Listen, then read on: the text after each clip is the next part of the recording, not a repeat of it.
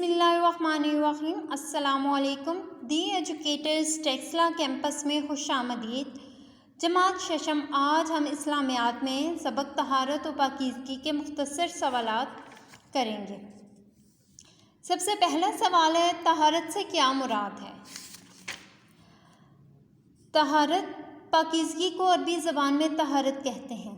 طہارت محض صفائی ہی نہیں بلکہ اس سے مراد جسم، جان، لباس اور ماحول کی پاکیزگی ہے۔ سوال نمبر 2، صفائی اور پاکیزگی کی اہمیت قرآن و حدیث کی روشنی میں کیا ہے؟ واضح کریں۔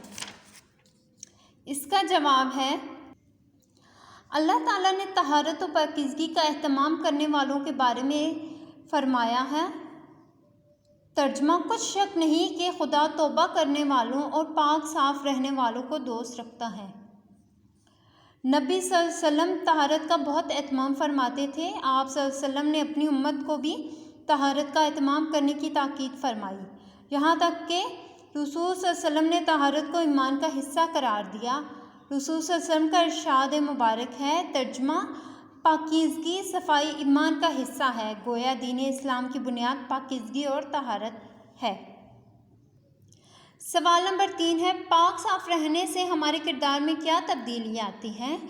پاک صاف انسان اپنے آپ کو بری عادات مثلا غیبت، جھوٹ، فضول خرچی، حسد، کینہ اور بے حیائی وغیرہ سے بچاتا ہے۔ اسے اعمال کی طہارت کہتے ہیں۔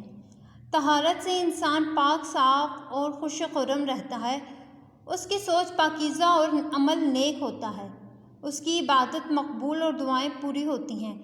اس میں کوئی شک نہیں کہ طہارت قربت الہی کی کنجی ہے۔ بچوں، آپ نے یہ تینوں سوالات اپنی کاپی پہ صفائی سے لکھنے اور زبانی یاد کرنے ہیں۔ شکریہ، اللہ حافظ۔